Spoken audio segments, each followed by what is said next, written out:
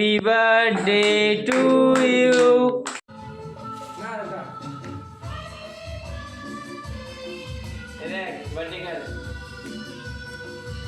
কেকটা কেমন হয়েছে জানিও সকলে।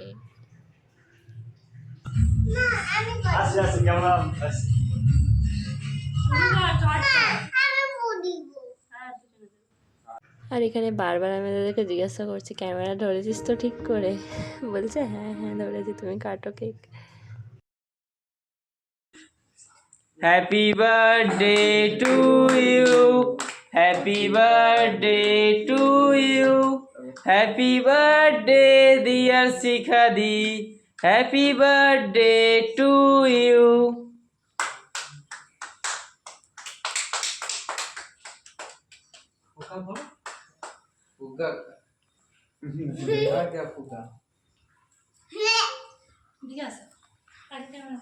क्या हुआ?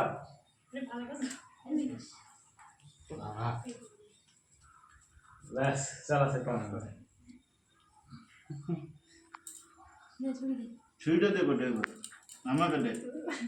আর এখানে কিন্তু আমার মেয়ে শুধু দেখছে যে বাবা কখন ছুরিটা রাখবে আর ও নেবে, তো তার জন্যই ওয়েট করছে। আর এটা তোমরাও দেখতে পাবে, দেখো ওই দেখো, দেখলে তো যে কখন রাখবে ওর নিয়ে একদম মুখে, কারণ ওর ওই ছুরিতে লেগে থাকা মানে কেকটা খাওয়ার মানে ওর মজাই আলাদা আর কি।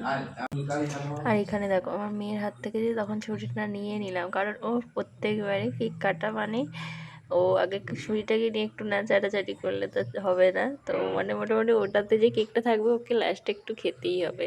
তো কেক কাটা হয়ে যাওয়ার পরেই ও মানে ওটাকে একটুখানি হলেও চাটবে। তো দেখো ওই জন্য ওর হাত থেকে তখন ওরম করে নিয়ে নিলাম যাতে না চাটে। তো এখানে এক এক করে সকলকে কেক খাইয়ে দিচ্ছিলাম। আর ও দেখো একে একে ওর তুলে চকলেটগুলো যে ছিল সেইগুলি ও খেতে। তো কেক কাটার প্রথমেই ওরা আবার মানে ও নিয়েছিল কেকের ছবি তোলা হয়নি, কিছু হয়নি, কেক খোলা হয়েছে, ও ওখান থেকে একটা চকলেট নিয়ে নিয়েছিল। তো ওর খুব ভাল লাগে মানে কোনো কেক এলে কখন বের করবে আর কখন কাটবে ও শুধু বলতেই থাকে।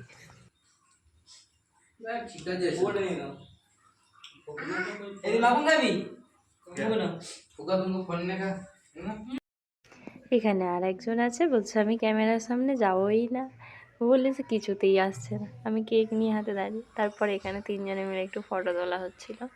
তো দেখো আমার মেয়ে কিন্তু কেক খেতেই ব্যস্ত।